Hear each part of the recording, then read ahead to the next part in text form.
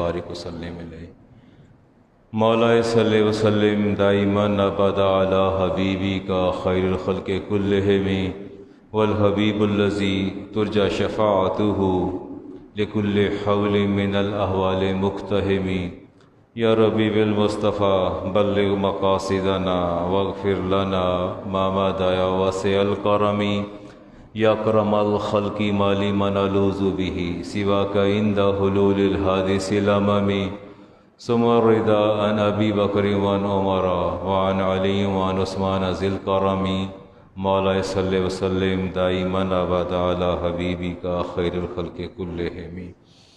اللہ تعالیٰ کی حمد و ثنا امام الانبیاء حبیب کبریا جناب محمد مصطفیٰ صلی اللہ علیہ وسلم کی ذات والا صفات پر ہدیہ تبریک پیش کرنے کے بعد سورہ احزاب کی آیت اہل بیت اطہار کی تطہیر کے بارے میں اللہ تعالیٰ ارشاد فرماتے ہیں کہ ہم نے اہل بیت سے ہر طرح کی آلائش اور آلودگی کو دور فرما دیا۔ اہل بیت کے اندر رسول کریم علیہ السلام کی ازواج بھی شامل ہیں، آپ کی اولاد بھی شامل ہے، اور آپ کی وہ نسل جو آپ سے آگے چلتی ہے۔ انسان کی تین چیزیں کمزوریاں ہیں: مال، اولاد اور جان۔ ایسے ہی ہے، انسانی کمزوریوں کو اگر دیکھیں نا، تین چیزیں ہیں، یا مال انسانی کمزوری ہے، یا اولاد انسانی کمزوری ہے، یا جان۔ یہ تینوں چیزیں ہیں، اور فطری تقاضا بھی یہی ہے۔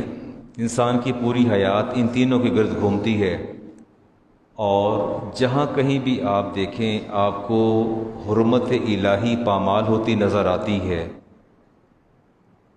ضمیر کی خرید و فروخت نظر آتی ہے، اصولوں پر سمجھوتا نظر آتا ہے، جہاں بھی دیکھیں اس کے پیچھے تینوں میں سے ایک نہ ایک فیکٹر ہے، یا تینوں ہوں گے۔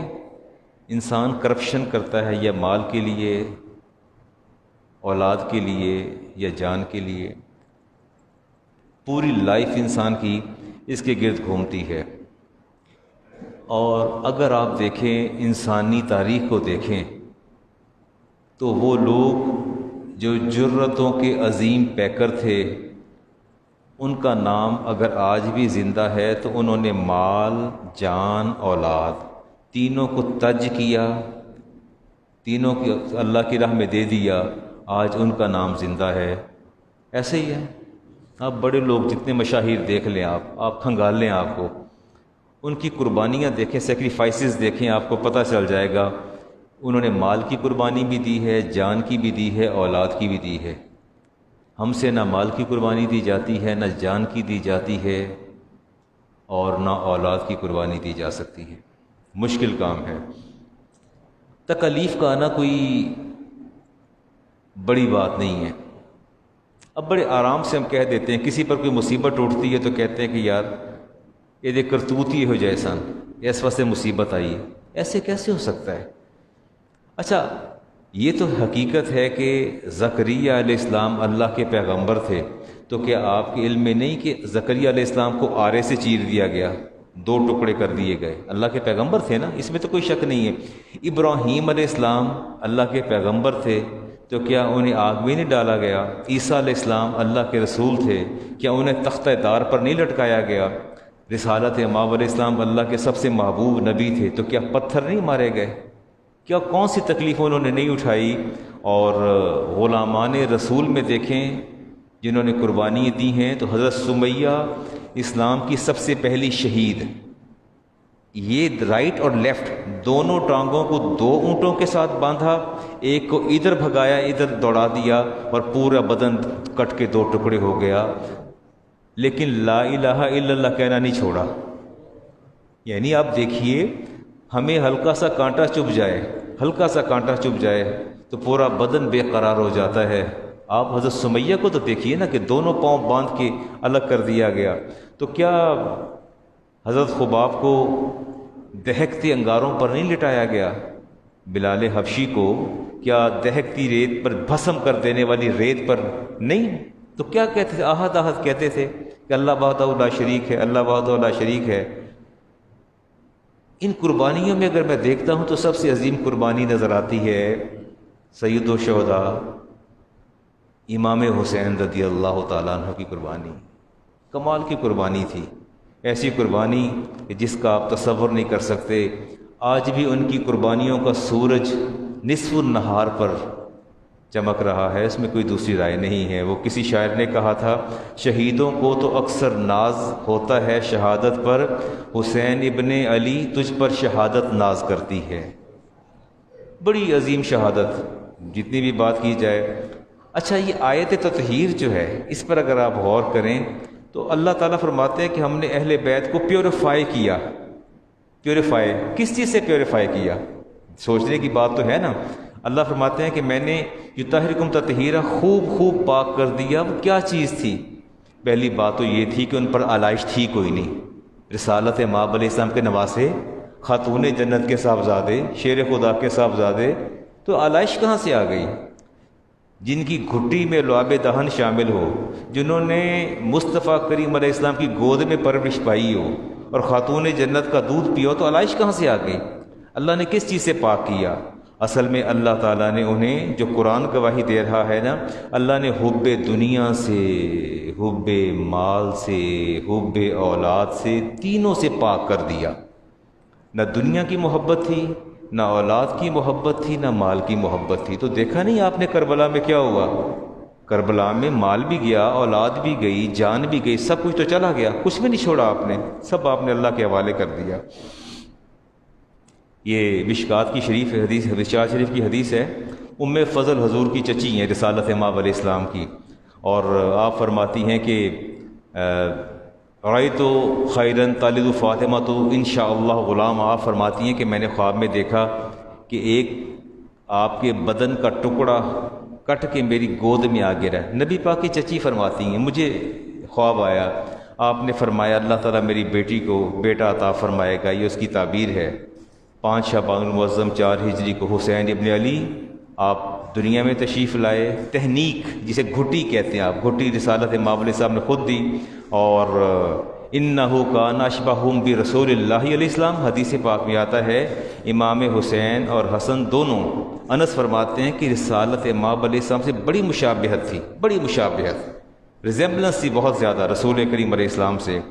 اور دوسری حدیث پاک میں آتا ہے کہ حسن اور حسین دونوں نام یہ پہلی بار منظر عام پہ آئے. اس سے پہلے کسی کا نام الحسن والحسین من اسماء اہل الجنت لم یکونا فی الجاہلیت، زمانہ جاہلیت میں نہ کسی کا نام حسن تھا نہ کسی کا نام حسین تھا.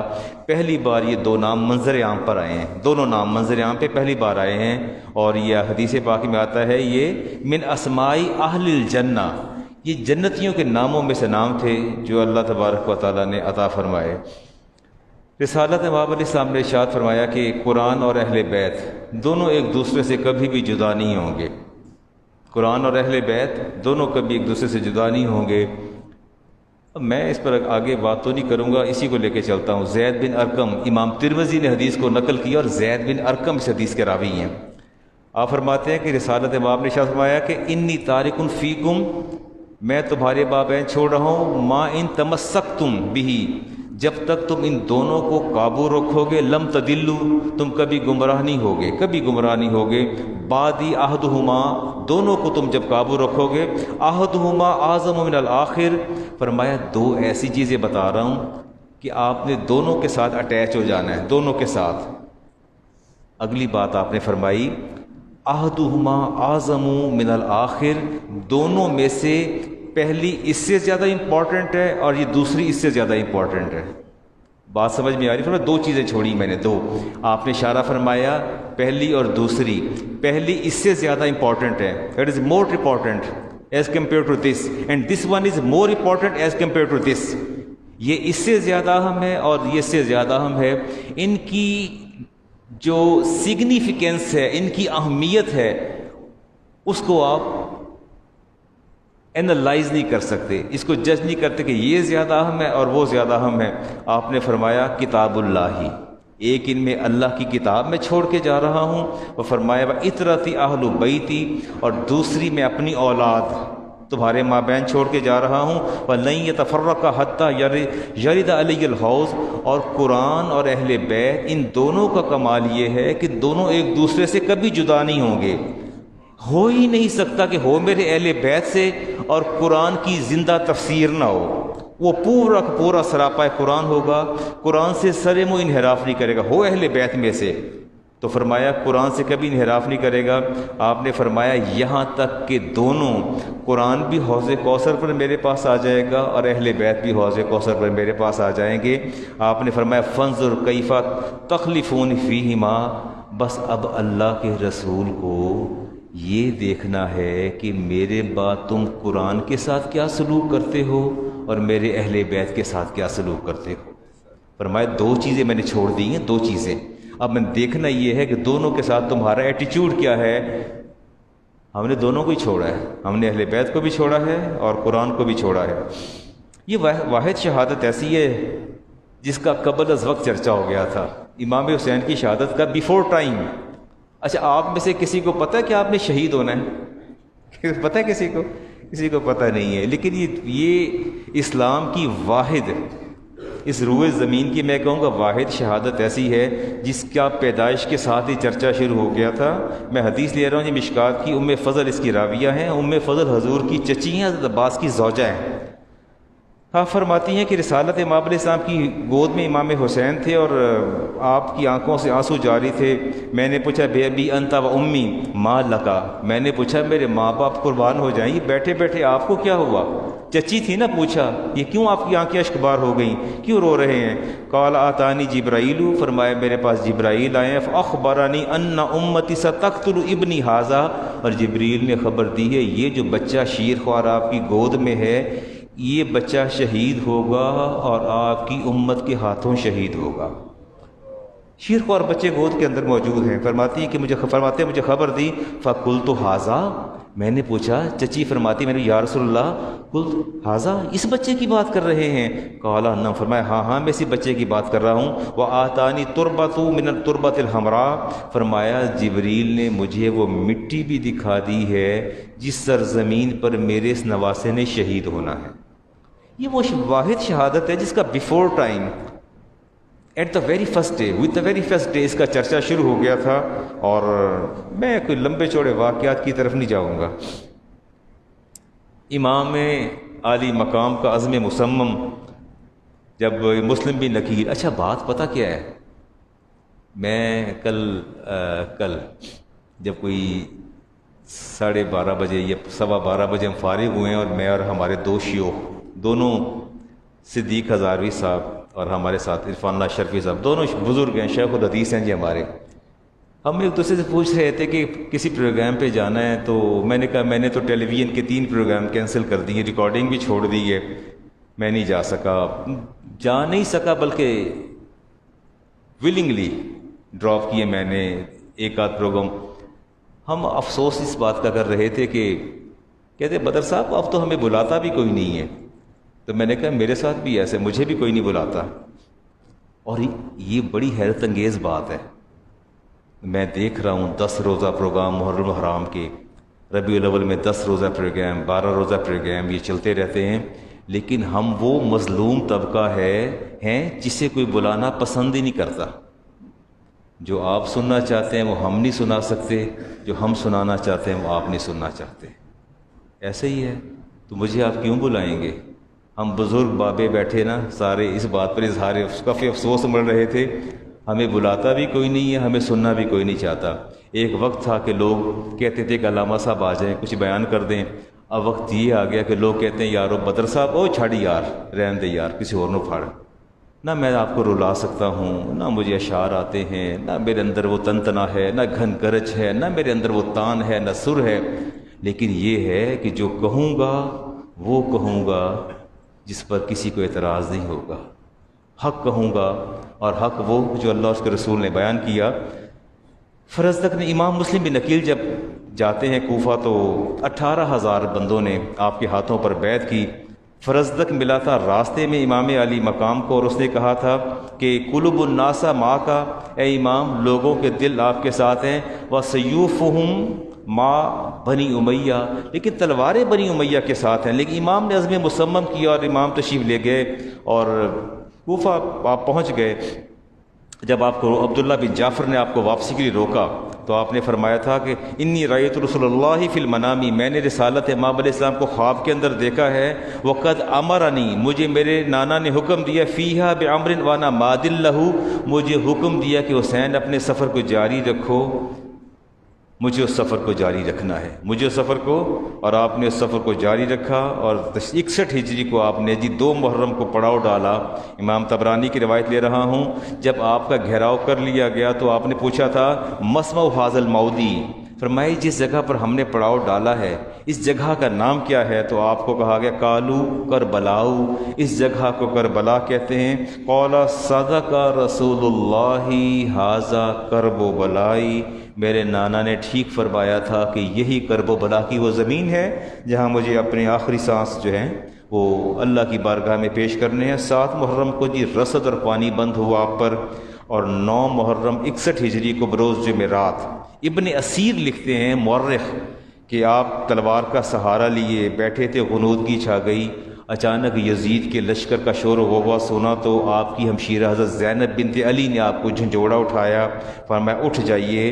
آپ فرماتے ہیں انی رأیت رسول اللہ فی المنامی، میں حالت نیند میں خواب دیکھ رہا تھا، رسالت امام علیہ السلام تشریف لائے، فرمایا فقال انک تروح الینا، حسین اب آپ کا وقت ہمارے پاس آنے کا قریب ہے، آئیے ہمارے پاس آ جائیے۔ رسالت امام علیہ السلام کی صاحبزادی کی بیٹی، آپ کی نواسی، شدت غم سے جب بے ہوش ہوتی ہیں، یہ لفظ سننے والے ہیں جی ابن اسیر نے نقل کیے آپ کے لیے بطور خاص۔ آپ نے فرمایا یا اختی، اے میری بہن، انی اقسم علیک، میں تجھے قسم دیتا ہوں، لا تبقی علی جیبن، فرمایا لا تشتکی علی جیبن، فرمایا علی کے جیبن، اپنا گریبان نہ پھاڑنا، اپنا گریبان نہ پھاڑنا۔ یہ کون نصیحت کر رہے ہیں؟ امام حسین، ٹھیک ہو گیا۔ فرماتے ہیں ولا تخمسی علیہ وجہا، نہ ہی اپنے چہرے کو پیٹنا، 2 وجہ، ولا تدعی علیہ بالویل والصبور، اور فرماتے ہیں کہ نہ تم نے شور و غوغا کرنا ہے، نہ بربادی کا ویلا کرنا ہے، ان انا ہلکت، اگر میں شہید ہو جاؤں۔ ٹھیک ہو گیا۔ کس کی نصیحت ہے؟ امام علی مقام کی۔ خود منع فرما دیا کہ اگر میں شہید ہو بھی جاؤں تو گریبان چاک نہیں کرنا، آپ نے اپنے چہرے کو نہیں پیٹنا، آپ نے سینہ کو بھی نہیں کرنی، آپ نے کچھ بھی نہیں کرنا۔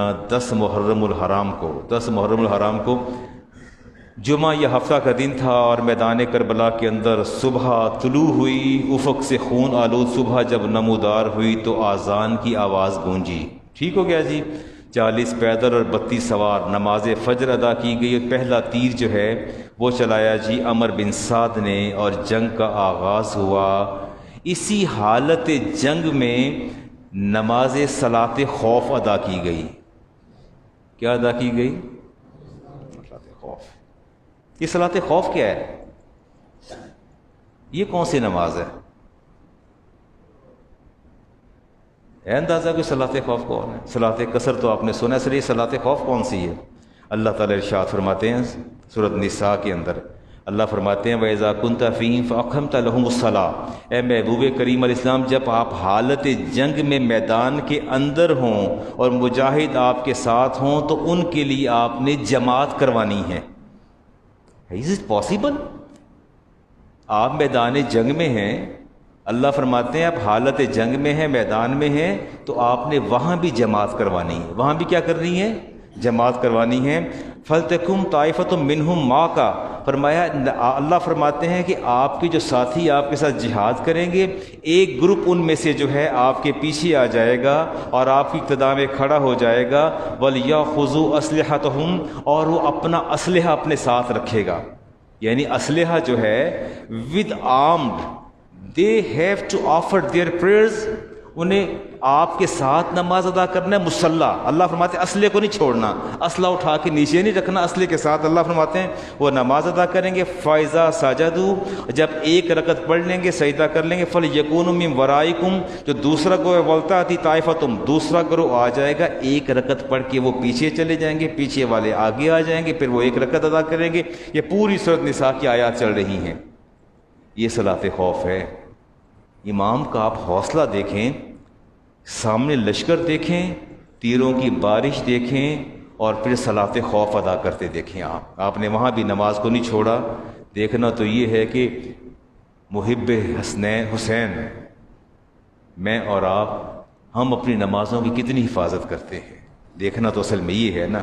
سب سے پہلی شہادت اہل بیت نبوت اطہار میں پہلی شہادت علی اکبر بن حسین. عمر آپ کی 18 سال, اور آپ کی جسم کو, آپ کی میت کو اٹھایا حضرت زینب بنت فاطمہ بنت رسول صلی اللہ علیہ وسلم, انہوں نے اٹھایا اور لاش کو خیمے کے اندر لے گئی. دوسری شہادت قاسم بن حسن کی ہوئی. میں نے کہا نا کہ جتنی بھی آپ قربانیاں دیکھ لیں ان کے پیچھے آپ کو نظر آئے گا ان مشاہیر نے اولاد بھی قربان کی, مال بھی قربان کی, اور جان بھی قربان کی. کیا یہ حوصلہ نہیں ہے کہ اپنے سامنے اپنے بیٹے کی جو ہے بندہ لاش کو دیکھے؟ کیا پھوپھی کا حوصلہ نہیں ہے کہ بھتیجے کی جوان 18 سالہ بھتیجے کی لاش کو اٹھا کے خیمے کے اندر لے کے جائے؟ دوسری آپ نے اپنے دوسرے بھتیجے کی لاش کو اٹھایا, قاسم بن حسن کو اٹھایا, اور تہبند باندھا ہوا, ہاتھ میں تلوار, جوتے کا تسمہ ٹوٹا ہوا, اور جا کے علی اکبر کے ساتھ جا کے خیمے کے اندر لٹا دیا. اور اس کے بعد تیسری شہادت علی اصغر بن حسین کی ہوئی, اور اللہ حاضل قیاسی شہادتیں چلتی چلی گئیں, اور بالآخر امام حسین رضی اللہ تعالی عنہ نے بھی اپنی جان اپنے مالک کے سپرد کر دی. اور یوں یہ پورا قافلہ سوائے امام زین العابدین کے پورا قافلہ جو ہے وہ اللہ کی بارگاہ میں حاضر ہو گیا. کاش کہ ہم میں سے کسی نے سوچا ہوتا کہ امام علی مقام کا مقصد کیا تھا. علامہ اقبال نے فرمایا تھا, غریب و سادہ اور رنگین ہے داستان حرم, نہایت اس کی حسین ابتدا اسماعیل ہے. اس کی جو آغاز اسماعیل علیہ السلام سے ہوا اور انتہا جو ہے وہ امام علی مقام نے کر دی. عبداللہ ابن عباس کہتے ہیں کہ میں نے مدینہ کے اندر خواب دیکھا, میں روایت لے رہا ہوں جی. آپ فرماتے ہیں کہ دوپہر کا وقت تھا, غنود کی طاری ہوئی مجھ پر, میں نے دیکھا اشعث اغبر وبیدیہ قارورۃ, میں نے رسالت امام علیہ السلام کے ہاتھ میں شیشی کو دیکھا, اور فیہا دم, اس کے اندر خون تھا. فقلت بابی انت وامی ما ھذا, میں نے کہا میرے ماں باپ قربان ہو جائیں, یا آپ کے ہاتھ میں کیا ہے؟ تو آپ نے فرمایا میرے ہاتھ میں خون ہے. قال ھذا دم الحسین واصحابہ, آپ نے فرمایا یہ حسین اور اس کے صحابہ ساتھی جو ہیں کربلا سے, ان کا یہ خون ہے جو میں نے شیشی میں اکٹھا کر رکھا ہے. ام سلمہ فرماتی ہیں کہ میں نے خواب میں دیکھا رسالت امام علیہ السلام اشک بار تھے. فرماتی علی راسی و لحیتہ تراب, میں نے دیکھا گرد کے آثار نظر آ رہے ہیں. قلت لک یا رسول اللہ ما لک, میں نے پوچھا رسول یہ کیا ہے؟ قال شہدت قتل الحسینی آنفا, اس لمحے میں اپنے نواسے حسین کی قتل گاہ سے میدان کربلا سے آ رہا ہوں. میں نے بڑے اختصار کے ساتھ واقعہ بیان کر دیا. بہت کچھ کہہ سکتا تھا, لیکن سوال یہ ہے کہ بہت کچھ کہنے کے بعد جب مجھ سے پوچھا جائے گا حوالہ اور ریفرنس, میں نے بہت اسٹڈی کیا, لیکن میں نے دیکھا دیر از اے لاٹ آف ویریشنز. ان واقعات کے اندر ویریشن ہے. جو میرے سامنے آیا میں نے آپ کے سامنے رکھ دیا. اس سے سوزناک اور دردناک شہادت جو ہے وہ نظر نہیں آتی تاریخ کے اوراق کے اندر. اللہ اکبر. امام حسین کے حوالے سے اقبال کہتے ہیں رمز قرآن از حسین آموختم. اقبال کہتے ہیں کہ میں نے قرآن کے راز کو سمجھا امام علی مقام سے. آتش و شعلہ ہائے اندوختیں, ان کی آتش عشق نے کئی شمع اور جلا دیے جو ہمیشہ ہمیشہ روشن رہیں گے. علامہ اقبال فرماتے اللہ اللہ بائے بسم اللہ پدر. کہتے امام علی مقام کی ذات وہ ذات ہے کہ جن کے والد جو ہیں وہ بسم اللہ کی بے ہیں. بسم اللہ کی کیا ہے؟ با کہتے ہم جی. معنی ذبح عظیم آمد پسر, اور ان کے بیٹے نے ذبح عظیم کا معنی واضح کر کے رکھ دیا. یہ بسم اللہ کی با کیا چیز ہے جی؟ علی المرتضیٰ شیر خدا فرماتے ہیں انا نقطہ تو تحت البا, فرماتے ہیں کہ میں علی با کا نقطہ ہوں. بسم اللہ کی با ہے نا, با نیچے ڈاٹ ہے, نقطہ. آپ فرماتے ہیں میں اس کا نقطہ ہوں. تمام آپ سے پوچھا کہ آپ کی سے کیا مراد ہے؟ آپ فرماتے تمام آسمانی کتابوں کے اسرار و رموز اللہ نے قرآن میں جمع کر دیے، اور قرآن کی اسرار و رموز اللہ نے سورہ فاتحہ میں جمع کر دیے اپنی حمد کے اندر، اور سارے سورۃ فاتحہ کے اسرار و رموز اللہ تعالیٰ نے بسم اللہ کے اندر جمع کر دیے، اور اللہ نے سارے اسرار و رموز بسم اللہ کی با میں جمع کر دیے. اور آپ فرماتے ہیں لوگوں میں اس بسم اللہ کی با کا نقطہ ہوں. نقطے کو ہٹا دیا جائے تو لفظ مہمل ہو جاتا ہے. فرمایا میں وہ نقطہ ہوں. اقبال نے کہا تھا اللہ اللہ بائے بسم اللہ پدر، اللہ اللہ آپ کے والد کیا ہیں؟ وہ آپ کے والد بسم اللہ کی با ہیں. امام علامہ اقبال فرماتے ہیں درمیان امت کے واں جا ہم چو حرف کل ہو اللہ در کتاب. فرماتے ہیں کہ امام حسین کا مقام اور مرتبہ یہ ہے، وہ ہے جو قرآن کریم کے اندر سورہ اخلاص کا مقام اور مرتبہ ہے. ٹھیک، سورۃ اخلاص کا کیا مقام اور مرتبہ ہے؟ توحید کا سب سے بڑا پیغام، توحید کا، اللہ کی وحدانیت کا، اللہ کی صمدیت کا، اللہ کی ابدیت کا، اس کے وحدہ لا شریک ہونے کا سب سے بڑا پیغام جو ہے سورہ اخلاص کے اندر موجود ہے. سورہ اخلاص 1/3 قرآن کے برابر ہے، 1/3 قرآن کے برابر ہے. فرماتے ہیں درمیان امت کے وہاں جا جناب ہم چو حرف کل ہو اللہ در کتاب، جو مقام کل ہو اللہ کا ہے قرآن مجید کے اندر وہی مقام امام علی مقام کا پوری امت کے اندر ہے. مدعائش سلطنت بودے اگر آپ کا مقصد سلطنت اور حکومت ہوتا خود نہ کر دے بانچنی سامان سفر، تو یہ سفر اس طرح نہ کرتے جیسے آپ نے بے سر و سامان کی حالت میں سفر کیا. دشمن چو ریگ صحرا لا تعداد، علامہ اقبال کہتے ہیں سامنے دشمن تھا ریگستان کے ذروں کی طرح، دوستاں او با یزداں ہم مدد. کہتے ہیں یزداں اللہ تعالیٰ کی ذات کو کہتے ہیں، اس کے 72 عدد ہیں.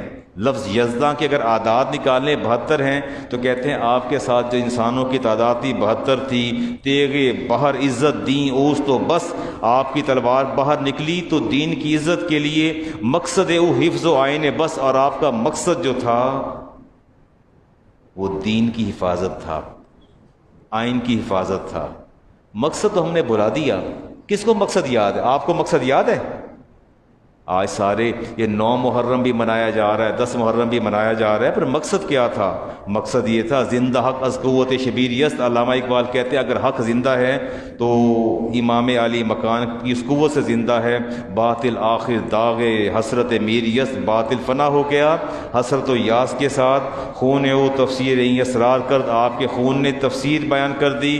ملت خوابیدہ راہ بیدار کرد، اور خوابیدہ ملت کو بیدار کر کے بتا دیا کہ ظالم اور جابر کے سامنے کلمہ حق کہنا چاہیے. صدق خلیل بھی ہے عشق، صبر حسین بھی ہے عشق. علامہ اقبال کہتے ہیں مارکا وجود میں بدر و حنین بھی ہے عشق. اور آخر میں علامہ محمد اقبال فرماتے ہیں اے صبا اے پے کے دور افتگاں، فرماتے ہیں کہ اے ہوا دور بسنے والوں کی قاصد بن جا، پیامبر بن جا. فرماتے ہیں اشک ماں پر خاک پاؤ رساں، فرماتے ہیں کہ ہمارے یہ آنسوؤں کا نذرانہ امام علی مقام کی قبر کی خاک تک پہنچا دے. یہ علامہ اقبال فرماتے ہیں. اور مجھے بطور خاص امام زین العابدین کے اشعار، جب آپ کو قید کر دیا گیا اور سارا قافلہ واپس آیا، وہ اشعار بڑے زبردست ہیں. میں ہر دفعہ پڑھا کرتا ہوں اور سوچتا ہوں آپ کی بھی نظر کر دوں. دیکھیے بیمار تھے نا، اس میں تو کوئی شک نہیں، آپ واحد فرد بچے تھے. آپ خانوادہ رسول کے واحد فرد تھے جو زندہ بچے. بیمار تھے اور قید میں جب گئے تو قید کے اندر جو آپ نے اشعار کہے وہ اشعار بڑے سننے والے ہیں، بڑے زبردست. فرماتے ہیں آپ بڑی ان التیا ریح الصبا یومن الی ارض الحرم، کہتے ہیں اے ہوا آج تو میری قاصد بن جا، آج تو میری پیامبر بن جا. اور اے صبا آج تو چلی جا، آج کے دن اس ارض حرم پر چلی جا جہاں بلغ سلامی روضۃ فیہا النبی المحترم. آج زین العابدین کا سلام لے کے میرے نانا کی مزار تک پہنچا دے۔ ہوا سے کہہ رہے ہیں اے ہوا تو وہاں چلی جا اور میرا پیغام لے جا۔ اگلی بات فرماتے ہیں مم وجہ شمس الضحیٰ،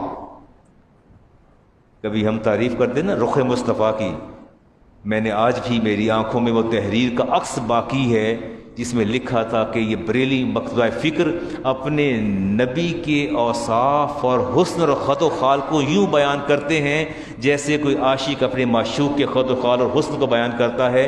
اسے درست قرار نہیں دیا گیا۔ کاش لکھنے والا دیکھتا کہ احادیث میں رسالت امام علیہ السلام کے حسن کے کس کس پہلو کو، آپ یقین جانیے رسالت امام علیہ السلام کے سر کے منہ مبارک سے لے کے ناخن تک کون سا ایسا باڈی آرگن، کون سا ایسا عضو ہے جس کی تعریف احادیث کے اندر موجود نہیں ہے، جس کی تعریف حدیث کے اندر موجود نہیں۔ آپ فرماتے ہیں مم وجہ شمس الضحیٰ، فرماتے ہیں کہ میرے نبی کی ذات وہ ذات ہے جس کا چہرہ دمکتا چمکتا سورج ہے، من خدہ بدر الدجا، اور فرماتے ہیں میرے نبی کے رخسار 14ویں کے چاند کی مانند ہے، من ذاتہ نور الہدا، میرے نبی کی ذات جو ہے ہدایت کا نور ہے، من کفو بحر الحمم، فرماتے ہیں میرے نبی کی ہتھیلی جو ہے وہ تو فیاضی کا سمندر ہے، فیاضی کا سخاوت کا سمندر ہے، قرآنہ برہاننا، قرآن کریم آپ کی دلیل ہے، فسخاً لادیانی مدد، فرماتے ہیں آپ کے آنے سے، آپ کے قرآن لانے سے سارے ادیان ختم ہو گئے، اذ جاءنا احکامہ، جب ہم پر آپ کے احکام پہنچے، کل صحف صار العدم، سارے صحیفے کل عدم قرار پائے۔ اگلی بات فرماتے ہیں اکبادنا مجروحۃ من سیف ہجر المصطفیٰ، بڑی زبردست بات کہتے ہیں، فرماتے ہیں کہ میں آج اکیلا قید میں موجود ہوں، میرا جگر جو ہے وہ زخمی ہے ہجر مصطفیٰ کی تلوار سے۔ آپ مجھے بتائیے یہ کوئی لمحہ وقت ہے، باپ شہید ہوا، بھائی شہید ہوئے، کزن شہید ہو گیا، پورا خاندان ہی شہید ہو گیا، اتنی شہادتوں کے بعد انسان کو اپنی جان کی فکر ہوتی ہے یا دنیا سے رخصت ہو جانے والوں کا غم ہوتا ہے؟ نہ تو اس غم کا ذکر کر رہے ہیں نہ اپنی ذات کا، فرماتے ہیں اکبادنا مجروحۃ، میرا جگر آج زخمی ہے، من سیف ہجر المصطفیٰ، اپنے مصطفیٰ کی جدائی سے، طوبی لاہل بلدۃ فیہا النبی المحتشم، میں مبارکباد ان لوگوں کو دیتا ہوں جو مدینہ کے اندر موجود ہیں، جن کے اندر میرے نبی کی ذات موجود ہے۔ یا رحمت للعالمین ادرک لی زین العابدین۔ اچھا یہ مصرع جو ہے، دونوں اشعار جو ہیں وہ ہمارے ہاں تو یہاں لکھا ہوا تھا یا رسول اللہ، تو وہ مٹا دیا کسی نے، اب دوبارہ اللہ تعالیٰ اس انتظامیہ کا بھلا کرے، امام زین العابدین کی خیرات ان کے دامن میں ڈال دے، انہوں نے دوبارہ لکھوا دیا ہے۔ کاش کوئی آپ میں سے اٹھ کے امام زین العابدین پہ فتویٰ عائد کر دے، کوئی شرک کا فتویٰ عائد کر دے۔ فرماتے ہیں یا رحمت للعالمین، یا رحمت للعالمین ادرک لی زین العابدین، اے رحمت للعالمین تشریف لائیے اور زین العابدین کی مدد کیجیے۔ بات غور سے سنی، فرماتے ہیں محبوسی ایدی ظالمین فی الموکب والمزدحم، آج وہ ظالموں کی قید میں ہے، پریشان بھی ہے اور مشقت میں بھی ہے۔ یا رحمت للعالمین انت شفیع المذنبین، اے رحمت للعالمین آپ گناہ گاروں کے شفیع ہیں۔ اکرم لنا یوم الحزین، فرماتے ہیں کہ آج میں سخت غم میں مبتلا ہوں، دکھ اور درد میں مبتلا ہوں، آئیے تشریف لائیے اور میرے دکھوں کا مداوا بن جائیے۔ فضلا و جود والکرم، اپنے فضل کے ساتھ، اپنے جود کے ساتھ، اپنے کرم کے ساتھ زین العابدین کے دکھوں کا مداوا بن جائیے۔ امام زین العابدین کے اشعار۔ میں بات کو یہاں ختم کرتا ہوں جی، 2-3 باتیں آپ سے کر کے دیکھتا ہوں، میں سوئچ کرتا ہوں انڈیپینڈنس ڈے پہ۔ یوم عاشور کے حوالے سے جی یوم زینت بھی ہے، اسے کہا جاتا ہے قول من صام یوم الزینت ادرک ما فاتہ من صیام السنہ، فرمایا جس کسی نے اس عشرہ کے اندر روزوں کو رکھا، تو آپ رسالت امام علیہ السلام عبداللہ ابن عمر سے حدیث کے راوی ہیں جی، فرمایا اس نے سال کے باقی روزوں کو بھی پا لیا۔ میں مختصر کرتا ہوں جی، رسالت امام علیہ السلام نے پوچھا، آپ سے پوچھا گیا کہ امام مسلم کی حدیث ہے جی، یہودی مدینہ میں عاشورہ کا روزہ رکھتے تھے، یہ 10 محرم کا روزہ رکھتے تھے، تو آپ نے پوچھا یہ روزہ کیوں رکھتے ہیں یہودیوں کو، یہ 10 محرم کا؟ تو آپ سے عرض کیا گیا وسلم یہ موسیٰ علیہ السلام کو اللہ نے فرعون سے نجات دی تھی، فرمایا فَنَحْنُ أَحَقُّ، ہم زیادہ حقدار ہیں، وَأَوْلَى بِموسیٰ، میں موسیٰ کے زیادہ کریم ہوں، زیادہ حقدار ہوں۔ فَصَامَهُ رسول اللہ وَأَمَرَ بِصِيَامِهِ، آپ نے 10 محرم کا روزہ خود بھی رکھا اور سب کو حکم فرمایا کہ تم بھی روزہ رکھا کرو۔ عبداللہ ابن عباس امام بخاری کے حدیث فرماتے ہیں کہ رسالت امام علیہ السلام کو ہم نے دیکھا 10 محرم کے روزے کو یا عاشورہ کے روزے کو آپ فرماتے ہیں کسی اور روزے کو اتنی پریفرنس نہیں دیتے تھے جتنا 10 محرم کے روزے کو آپ دیتے تھے۔ آپ فرماتے سومو یوم عاشورہ، آپ نے فرمایا یہ عاشورہ کا روزہ رکھا کرو، یوم کانت الانبیاء تصومہ، اس دن کا روزہ میں ہی نہیں میرے سارے انبیاء بھائیوں نے رکھا ہے۔ اچھا میں تو اب اس بحث میں نہیں جاؤں گا۔ اللہ تعالیٰ قرآن کریم میں ارشاد فرماتے ہیں ان عدت الشہور عند اللہ 12، اللہ فرماتے ہیں میں نے جب سے کائنات تخلیق کی ہے اس کائنات کی تخلیق میں میں نے 12 مہینے رکھے ہیں، ان میں 4 مہینے کیا ہیں؟ حرمت والے ہیں۔ 4 مہینے کیا ہے؟ محرم شامل ہے، محرم شامل ہے۔ وہ کون سے حرمت والے مہینے ہیں جی؟ ذی-القعدہ، ذی الحج، محرم اور رجب۔ محرم، یہ محرم کا مہینہ یہ جب سے کائنات تخلیق ہوئی اللہ نے ماہ و سال تشکیل دیے تب ہی سے حرمت والا مہینہ ہے۔ تمام انبیاء نے اس کے روزے رکھے ہیں، آپ نے فرمایا کہ روزہ رکھا کرو، اور اگلی امام مسلم کی روایت ہے۔ اچھا روزہ ایک رکھیں گے یا 2 رکھیں گے؟ کون کون سے ہیں؟ نہیں تو 9 کو نہیں رکھا گیا، پھر کیا کریں گے؟ 11 کو رکھ لیں گے، پکی بات۔ چلیں اگر آپ 9 کو نہیں رکھ سکتے پھر 11 کو رکھ لیں گے۔ یعنی آپ مجھے یہ بتانا چاہتے ہیں، یہ فرمانا چاہتے ہیں کہ علامہ صاحب اگر تو ہم نے 9-10 یا تو 9-10 کا رکھیں گے، اگر 9 کا مس ہو گیا پھر 10-11 کا کر لیں گے، ٹھیک ہو گیا؟ یہ کہنا چاہتے ہیں آپ؟ یہی بالکل ٹھیک کہا آپ نے۔ احمد بن حنبل کی حدیث لے لیتے ہیں جی، رسالت امام علیہ السلام شاہ فرمایا سومو یوم عاشورہ، کس کا روزہ رکھو؟ یوم عاشورہ کا۔ وخالف فی الیہود، اور اس میں تم نے یہودیوں کی مخالفت کرنی ہے۔ سومو قبلہ یومن او بعدہ یومن، یا تو عاشورہ سے پہلے بھی ایک رکھ لو یا عاشورہ کے بعد ایک رکھ لو۔ حدیث آ گئی، بات کنفرم ہو گئی، یا پہلے 9-10 کا کر لیں گے یا کیا کر لیں گے؟ حدیث کس کی ہے؟ احمد بن حنبل کی، ٹھیک ہو گیا نا؟ اب آپ یہ کام انشاءاللہ کریں گے، اور ہو سکے تو افطاری بھی کروا دیجئے گا۔ کیا کیجئے گا؟ افطاری بھی کروا دیجئے گا۔ رسالت امام علیہ السلام نے ارشاد فرمایا من فطر مومنا یوم عاشورہ، جس کی نے 10 محرم کسی کا روزہ کھلوا دیا، فکأنما افطر عنده جمیع امت محمد واشبع بطونہم، تو گویا اس نے میری ساری امت کو پیٹ بھر کے کھانا کھلا دیا۔ ٹھیک ہو گیا؟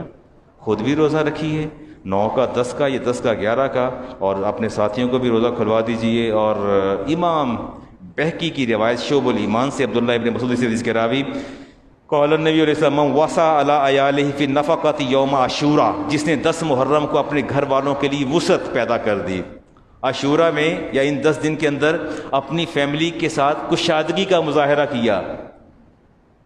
کیا مطلب؟ حدیث پوری پڑھ دیتا ہوں جی۔ آپ نے فرمایا واسع اللہ علیہ سائر سنتی، اللہ تعالیٰ سارا سال اس کے دسترخوان میں برکت پیدا فرما دیتا ہے۔ ان 10 ایام کے اندر اسپیشلی 9 اور 10 کو اپنی فیملی کے لیے آپ نے وسعت پیدا کرنی ہے۔ کیا پیدا کرنی ہے جی؟ اب آپ دیکھ لیں آپ نے کیسے وسعت پیدا کرنی ہے، آپ کو پتہ ہوگا۔ فائنینشلی آپ نے ان کی ہیلپ زیادہ کرنی ہے۔ ایک سوال کنٹینیوسلی جو ہے وہ ریز ہو رہا ہے کہ علامہ صاحب وہ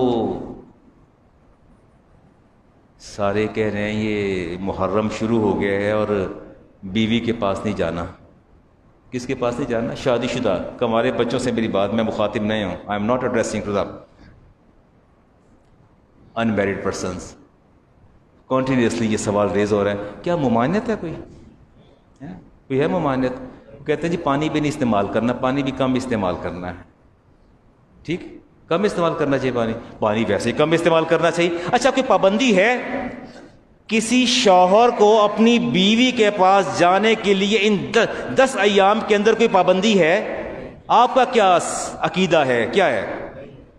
تو کیا کبھی ایسے بھی اوقات اللہ اور اس کے رسول نے متعین فرمائے ہیں کہ جن کے اندر عورت کے پاس، بیوی کے پاس جانے میں پابندی عمل تزویج کے لیے، اس کے علاوہ ہیں ایسے اوقات کوئی؟ کیوں نہیں ہے؟ ایسے ہی نہیں ہے، کمال ہے۔ دین مکمل ہو گیا، دین مکمل ہو گیا۔ الیوم اکملت لکم دینکم واتممت علیکم نعمتی ورضیت لکم الاسلام دینا. اللہ فرماتے دین میں نے مکمل کر دیا، دین میں نے اور ساری نعمتیں میں نے اپنے محبوب پر ختم کر دی ہیں. اس کے بعد نہ کسی دین کے اندر نہ کوئی کمی ہوگی نہ بیشی ہوگی. بیوی کے پاس پتہ جانا کب منع ہے؟ آئیے دیکھتے ہیں سورۃ بقرہ آیت نمبر 187. احل لکم لیلۃ الصیام الرفث الی نسائکم ہن لباس لکم وانتم لباس لہن علم اللہ انکم تختانون انفسکم فتاب علیکم وعفی عنکم فالآن باشرون. اللہ فرماتے ہیں کہ پہلے ماہ رمضان کے اندر پابندی تھی، شوہر بیوی کے پاس نہیں جا سکتا تھا، پورے 29-30 دن نہیں جاتے تھے. پھر کچھ خیانت کا سلسلہ ہوا تو اللہ تعالیٰ نے شوہروں کو بیویوں کے پاس جانے کی اجازت دے دی. لیکن کب؟ احل لکم لیلۃ الصیام، ماہ رمضان میں رات کو آپ بیوی کے پاس جا سکتے ہیں، لیکن حالت روزہ میں آپ ابھی تو آپ کہہ رہے ہیں کوئی پابندی نہیں، کسی وقت بھی پابندی نہیں. ابھی آپ کہہ رہے پابندی ہے نا، تو مانے نا، یہ بات تو مانے. اللہ منع نہیں فرما رہا. حالت روزہ میں بیوی کے پاس بندہ جا سکتا ہے تو ہے نا پابندی، وقت تو ہے نا. اگلی بات سنیے جی. وَلَا تُبَاشِرْهُنَّ وَأَنْتُمْ عَاكِفُونَ فِي الْمَسْجِدِ، جب تم مسجد میں حالت اعتکاف میں ہو تو بیوی کے پاس جا سکتے ہو؟ نہیں جا سکتے. پابندی تو ہے نا، پابندی تو ہے. دوسرا جو فیکٹر سامنے آ رہا ہے کہ جب آپ حالت اعتکاف میں ہوں گے، تِلْكَ حُدُودُ اللَّهِ فَلَا تَقْرِبُوهَا، اللہ فرماتے ہیں یہ میری حدیں ہیں، اس کو کبھی کراس نہ کیا کرو. كَذَلِكَ يُبَيِّنُ اللَّهُ آيَاتِهِ لِلنَّاسِ لَعَلَّكُمْ تَتَّقُونَ. اے اللہ تعالیٰ تمہیں اس لیے اپنی باتیں کھول کھول کے آیات سناتا تاکہ تم جو ہے وہ پرہیزگار بن جاؤ. دو باتیں ہو گئی، حالت اعتکاف میں بیوی کے پاس نہیں جا سکتے اور حالت روزہ میں نہیں جا سکتے. کیا کوئی تیسری کنڈیشن بھی ہے؟ حالت حرام میں بھی جا سکتے. چلے ٹھیک ہو گیا. اچھا اس کے علاوہ بھی کنڈیشن ہے؟ وہ کون سی کنڈیشن ہے؟ کون سی کنڈیشن ہے؟ Menstrual periods. یس. وَيَسْأَلُونَكَ عَنِ الْمَحِيضِ، سورۃ بقرہ آیت نمبر 226. اللہ فرماتے ہیں 22، اللہ فرماتے ہیں حبیبی آپ سے پوچھتے ہیں حیض کے بارے میں، یہ کیا ہے؟ قُلْ هُوَ أَذًى، انہیں بتا دیجیے یہ گندگی ہے. فَاعْتَزِلُوا النِّسَاءَ فِي الْمَحِيضِ، عورت ان ایام سے گزر رہی ہو تو آپ عورت کے قریب نہیں جا سکتے. وَلَا تَقْرَبُوهُنَّ حَتَّى يَطْهُرْنَ، اس کے قریب نہیں جانا جب تک کہ وہ کیا نہ ہو جائے. اس کے علاوہ اپنی بیوی کے پاس جانے میں کوئی پابندی نہیں ہے، کوئی شب و روز میں کوئی ایسا وقت نہیں ہے کہ اللہ تعالیٰ نے منع فرمایا. اور 3-4 کنڈیشنز ہیں جو میں نے آپ کے سامنے رکھ دی ہیں. اب میں فقہ پڑھاتا ہوں، سوچتا ہوں بات کر لوں یا نہ کروں. یہ پڑھتا ہے بچہ سامنے بیٹھا ہے، اس سے پوچھتے ہیں یہ فقہ پڑھتا ہے جی. اچھا یہ آپ دیکھیں اگر عورت ان ایام سے گزر رہی ہے، آپ بتائیں کہ کہاں سے کہاں تک عورت کو ٹچ کرنا حرام ہے؟ فرام امبلائکس اپ ٹو دا نی، فرام امبلائکس ناف سے لے کے گھٹنوں تک. You are not allowed to get any kind of sexual satisfaction اس پارٹ آف باڈی سے. صریحاً حرام ہے، صریحاً حرام ہے. ابھی میں نے چند دن پہلے نے پڑھائی فقہ. دوسرا بھی فقہ پڑھتا ہے جو ساتھ بیٹھا ہے، یہ بھی پڑھتا ہے فقہ. بڑی ڈیٹیل آتی ہے کہ اللہ تعالیٰ نے اس پر بھی پابندی عائد کر دی ہے کہ آپ کسی بھی حوالے سے کوئی بینیفٹ عورت سے نہیں لے سکتے. ناف سے لے کے گھٹنوں تک. اب یہ فقہی مسئلہ چھڑ جائے گا. اس بات کو یہیں چھوڑ کے آگے چلتے ہیں جی. Tomorrow is the independence day, کل 14 اگست ہے، آزادی، یوم آزادی ہے. ابدی موت مر جانا غلام قوم کا مقدر ہوتا ہے. ابدی موت مر جانا غلام قوم کا مقدر ہوتا ہے. آزاد قوموں کے افراد کبھی نہیں مرتے. آزاد قوموں کے افراد کبھی نہیں مرتے. مر کے جی اٹھنا فقط آزاد مردوں کا ہے کام، گرچہ ہر زیرو کی منزل ہے آغوش لحد. علامہ اقبال نے کہا تھا کہ محکوم اور غلام اگر قبر میں اتر جائے تو قبر بھی اللہ کی پناہ مانگتی ہے. غلام اگر قبر میں اتر جائے تو قبر بھی پناہ مانگتی ہے. علامہ محمد اقبال نے کہا تھا آہ ظالم تو جہاں میں بندہ محکوم تھا، میں نہ سمجھی تجھے کیوں خاک ہے میری سوزناک. تیری میت سے میری تاریکیاں اور تاریک تر. قبر کے اندر جب غلام اترتا ہے، محکوم اترتا ہے تو قبر بھی پکار اٹھتی ہے تیری میت سے ہے میری تاریکیاں تاریک تر. تیری میت سے زمین کا پردہ ناموس چاک. الحذر الحذر، محکوم کی میت سے الحذر۔ قبر کہتی ہے میں اللہ کی پناہ مانگتی ہوں اس میت سے جو غلام اور محکوم بن کے میرے اندر اتر آئی ہے۔ اے اسرافیل، اے خدائے کائنات، اے جان پاک، آزادی کا ہر لحظہ پیام ابدیت، محکوم کا ہر لحظہ نئی مرگ مفاجات، محکوم کو پیروں کی کرامات کا ہے سودا۔ انتظار کر رہے ہیں پیر صاحب کوئی تسبیح پھیریں اور کشمیر آزاد ہو جائے، انتظار ہے پیر صاحب کوئی تسبیح پھیریں فلسطین آزاد ہو جائے۔ اقبال نے کہا تھا محکوم کو پیروں کی کرامات کا ہے سودا، سودا ہے بندہ آزاد خود زندہ کرامات۔ جب تک میں اور آپ زندہ کرامت نہیں بنتے، نہ کشمیر آزاد ہوگا، نہ فلسطین، اور نہ کوئی اور کچھ آزاد ہوگا۔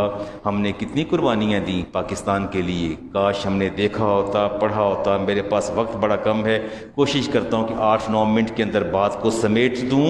یہ آزادی کی سہاگ رات، اور پنڈت ماؤنٹ بیٹن جو تھا اس کی جے جے کار میں بھارت کی راجدھانی دہلی کے اندر ہندو اور سکھ دونوں مسلمانوں پر ٹوٹ پڑے۔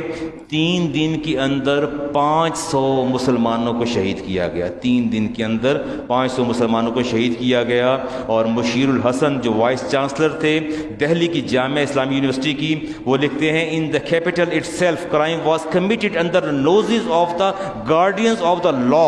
کہتے ہیں جو قانون کے رکھوالے تھے انہی کی ناک کے نیچے بیٹھ کے جو ہے ظلم جو ہے اور بربریت کا مظاہرہ کیا گیا، لیڈڈ بائی دا ہوم منسٹر۔ اور اس کو لیڈ کون کر رہا تھا؟ ہوم منسٹر لیڈ کر رہا تھا۔ وہ کہتے ہیں including the forcible position of the Muslim houses by Hindu and Sikh, اور ہندو اور مسلمانوں، سکھ اور مسلمان مل کے مسلمانوں کے پوزیشن پر قبضہ کر رہے تھے۔ ان ارلی سپٹمبر 1947 اس کے آغاز کے اندر large gangs of hooligans broke into the houses of the Muslim, بڑے بڑے غنڈوں کے گروہ آتے تھے، مسلمانوں کے گھروں کو برباد کرتے تھے، لوٹتے تھے۔ دا نو فیو دین 500 پیپل، 500 سے کم نہیں، mostly Muslims were killed around Delhi from September 3 to 6۔ کہتے ہیں 3 سے لے کے 6 ستمبر تک 500 مسلمانوں کی لاشیں دہلی کی گلیوں میں پڑی تھیں۔ یہ وہ آزادی کی قیمت ہے جو ہم نے چکائی ہے۔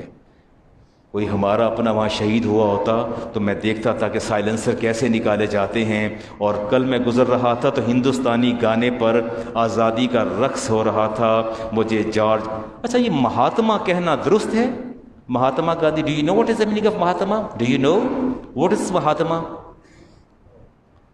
دا highest purified soul, the highest purified soul, Maha Atma. He was declared as a saint, but he was not real saint. George Bernard Shaw نے ایک بڑی اچھی بات کی۔ جارج برنارڈ شاہ نے کہا تھا ہی سینٹ، گاندھی کے بارے میں کہا تھا he saint among the politicians, politician کے اندر وہ صوفی بن کے بیٹھا ہے، and politician among the saints, اور صوفیوں کے اندر پولیٹیشین بن کے بیٹھا تھا۔ As far Gandhi himself he was a very difficult and complex person to understand. کہتے گاندھی بڑی پیچیدہ اور بڑی مشکل شخصیت تھے۔ تو یوں کہہ لیجئے جارج برنارڈ شاہ نے گاندھی کی دوغلی شخصیت کا پول کھول کے رکھ دیا۔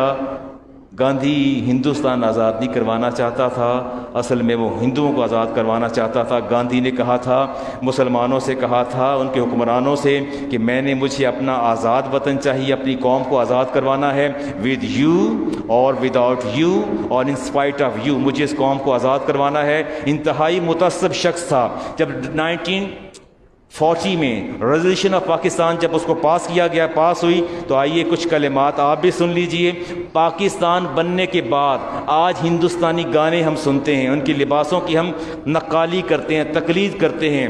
مجھے اس وقت شدید صدمہ پہنچتا ہے جب ہماری نسل جو ہے ہندوازم کو جو ہے وہ پروموٹ کرتی ہے فلموں کی صورت میں یا ڈراموں کی صورت کے اندر۔ جب پاکستان کا ریزولوشن پاس ہوا تو پتہ ہے گاندھی نے کیا کہا تھا؟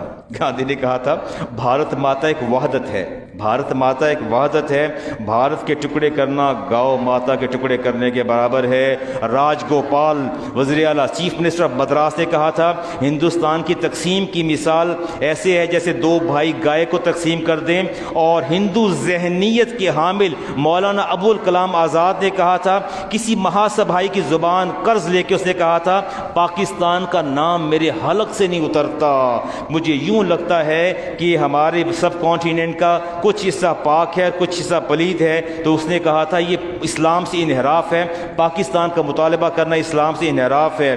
کانگریس لیڈر نے کہا تھا مسلمان لوگ آج پاکستان کا مطالبہ کر رہے ہیں الگ وطن کا، کل ہندوستان کے اندر ہیجڑے کھڑے ہو کے ہیجڑستان کا مطالبہ کریں گے۔ پنڈت جواہر لال نہرو نے کہا تھا پاکستان اگر دیا بھی تو لنڈورا اور کمزور کر کے دیں گے، جو عاجز ہو کے ٹوٹ کے اکھنڈ بھارت کا حصہ بن جائے گا۔ سکھ لیڈر تارا سنگھ نے یہ کہا تھا کہ جو مانگے گا پاکستان اس کو دیں گے قبرستان۔ مرد آہن کانگریس کے سردار پٹیل نے کہا تھا کہ میں اس نتیجے پر پہنچا ہوں کہ مسلمانوں سے شراکت ابس اور بیکار ہے، مسلمان بھارت ماتا کے پوتر وجود پر گلا سارا ناسور ہے، اسے جلد کاٹ کے پھینک دو وگرنہ یہ ہمارے صحت مند حصوں کو بھی بیمار کر دے گا۔ یہ وہ ان کے جذبات تھے جو انہوں نے کہے تھے، لیکن وہ یہ نہیں جانتے تھے کہ بر صغیر کے مسلمانوں نے جناح اور اقبال کی قیادت میں اپنی صفیں سیدھی کر لی ہیں۔ ہمارا مذہبی طبقہ اس وقت بھی بے قرار اور بے چین تھا، تب بھی اسے خیال نہ آیا۔ انہیں جناح اور اقبال کی کلین شیو تو نظر آ گئی، لیکن ان کے دلوں کا حال اور جذبوں کا کمال نظر نہیں آیا۔ آج اسی کے اندر رہ رہے ہیں۔ اقبال نے اسی لیے کہا تھا یہ لوگ بطور خاص مولانا حسین احمد مدنی، شیخ العرب، شیخ العجم، روحانی پیشوا، جمعیت کے علماء دیوبند کے رہنما، انہیں کشف قلوب بھی ہو رہا ہے اور کشف قبور بھی ہو رہا ہے۔ حیرت ہے کشف ہنود نہیں ہوا ان کو، کاش انہیں کشف ہنود ہو جاتا۔ اقبال نے کہا تھا قوم کیا چیز ہے اور قوموں کی امامت کیا، اس کو کیا جانے بیچارے دو رکعت کے امام، تیرا امام بے حضور، تیری نماز بے سرور، ایسے امام سے گزر ایسی نماز سے گزر، شوق اگر تیرا نہ ہو میری نماز کا امام، میرا قیام بھی حجاب، میرا سجود بھی حجاب۔ قائد اعظم محمد علی جناح نے کہا تھا یہ مشیت ایزدی ہے کہ پاکستان اور رسول کریم علیہ السلام کا روحانی فیضان، کہتے ہیں یہ مشیت ایزدی ہے اور رسالت امام علیہ السلام کا روحانی فیضان، جس قوم کو برطانوی سامراج اور ہندو سرمایہ دار کرتاس ابیض سے حرف غلط کی طرح مٹا دینا چاہتے تھے، آج وہ قوم آزاد ہے۔ مجھے خوشی ہے، میرا اپنا ملک ہے، میرا اپنا جھنڈا ہے، میرا اپنا وطن ہے۔ آج میں اپنی قوم کو آزاد دیکھتا ہوں تو میرا سر عجز و نیاز کی فراوانی سے اللہ رب العزت کی بارگاہ میں شکر کے لیے سجدہ ریز ہو جاتا ہے۔ امام الانبیاء کی میری پیش جبین نیاز جھک جاتی ہے۔ اللہ قائد اعظم نے فرمایا تھا 1939 کے اندر، میری زندگی کی واحد تمنا، that most desire of my life، میری زندگی کی واحد تمنا یہ ہے کہ میں مسلمانوں کو سر بلند دیکھنا چاہتا ہوں، میں مسلمانوں کو سر بلند دیکھنا چاہتا ہوں۔ جب مجھے موت آئے تو اس یقین اور اطمینان سے آئے کہ میرا ضمیر بھی گواہی دے اور میرا رب بھی گواہی دے رہا ہو کہ جناح نے اسلام سے خیانت نہیں کی، جناح نے بالکل کوئی غداری نہیں کی، جناح نے مسلمانوں کی آزادی، ان کی تنظیم اور مدافعت کا حق ادا کر دیا۔ میرا رب مجھ سے خود فرمائے اے جناح تو مسلمان پیدا ہوا اور کفر کی طاقتوں کے غلبے میں علم اسلام کو سر بلند کرتے ہوئے مسلمان ہی دنیا سے رخصت ہوا۔ آپ سے پوچھا گیا یہ جو الگ مملکت آپ نے لی ہے اس کا کانسٹیٹیوشن کیا ہے؟ قائد اعظم نے فرمایا تھا اس کا کانسٹیٹیوشن محمد رسول اللہ اور قرآن ہے۔ یہ الفاظ آج بھی اس تاریخ کا حصہ ہیں۔ آج بھی سیٹنک ٹرائکا، آج بھی سیٹنک ٹرائکا، یہ شیطانی اتحاد ثلاثہ، اسرائیل، انڈیا اینڈ امریکہ، آپ کے علم میں نہیں وہ کیا کر رہے ہیں، کیسا اتحاد ثلاثہ جو ہے پاکستان کو مٹانے کے لیے، دنیا کے نقشے سے مٹانے کے لیے کتنا سرگرم ہے۔ آج افغانستان کی بدرتی صورتحال اور ان کا اتحاد، شیطانی اتحاد ہمارے پیش نظر ہے، وہ پاکستان کو ختم کرنا چاہتے ہیں، دنیا کے نقشے سے مٹانا چاہتے ہیں۔ یہ کبھی بھی نہیں ہوگا، یہ کبھی بھی نہیں ہوگا۔ سوال ہی پیدا نہیں ہوتا۔ پاکستان ماہ رمضان میں وجود میں آیا، ایسا ہے؟ جمعے کے دن وجود میں آیا، ایسا ہے؟ لیلۃ القدر کو وجود میں آیا۔ میرا یہ وجدان کہتا ہے کہ لیلۃ القدر کو زوال نہیں، ماہ سیام کو زوال نہیں ہے، جمعۃ الوداع کو زوال نہیں، یہ حشر تک رہیں گے۔ میرے نبی نے فرمایا تھا قیامت تک نہ لیلۃ القدر ختم ہوگی نہ آپ کا جمعۃ الوداع جائے گا۔ پاکستان کو بھی زوال نہیں ہے۔ پاکستان دنیا سے ختم ہونے کے لیے نہیں آیا، بلکہ پاکستان پوری دنیا کے ممالک کو اپنے اندر سمونے کے لیے آیا ہے۔ پاکستان نور ہے اور نور کو کبھی زوال نہیں آتا، نور کو کبھی زوال نہیں آتا۔ یریدون لیطفئوا نور اللہ بافواہہم، اللہ فرماتے ہیں کہ یہ میرے نور کے چراغ کو پھونکوں سے بجھانا چاہتے ہیں۔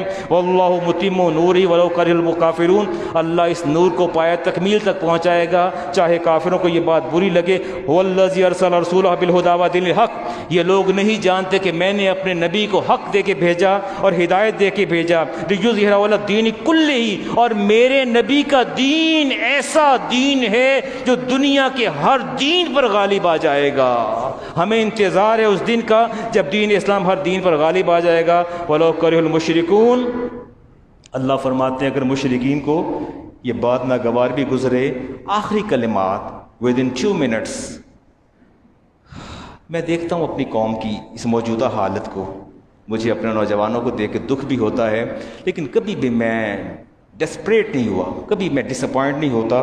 مجھے علامہ اقبال کی وہ اشعار بڑے یاد آتے ہیں، نو امید نہ ہو ان سے اے رہبر فرزانہ، کم کوش تو ہیں لیکن بے ذوق نہیں راہی، آسماں ہوگا سحر کے نور سے آئینہ پوش، اور ظلمت رات کی سیما پا ہو جائے گی، شب گریزہ ہوگی آخر جلوہ خورشید سے، یہ چمن معمور ہوگا نغمہ توحید سے، تیری امید تیرا انتظار جب سے ہے، نہ شب کو دن سے شکایت نہ دن کو شب سے ہے ابھی ناتمام شاید یہ کائنات، ہے ابھی ناتمام شاید یہ کائنات، کہ آ رہی ہے دمادم صدائے کن یا فکون، کن فیکون۔ مجھے آج بھی کن فیکون کی صدا آ رہی ہے اور میں دن دیکھ رہا ہوں۔ انشاءاللہ اگر میں نہ ہوا، آپ نہ ہوئے تو کیا ہوا، انشاءاللہ میرے نبی کا دین پورے دینوں پر غالب آئے گا اور اسلام ہر دین پر غالب ہوگا۔ کیا مل کے پاکستان کا نعرہ نہ لگا لیں؟ پاکستان زندہ باد، پاکستان زندہ باد، پاکستان زندہ باد، پاکستان پائندہ باد۔ سنتے عطا فرما لیجیے۔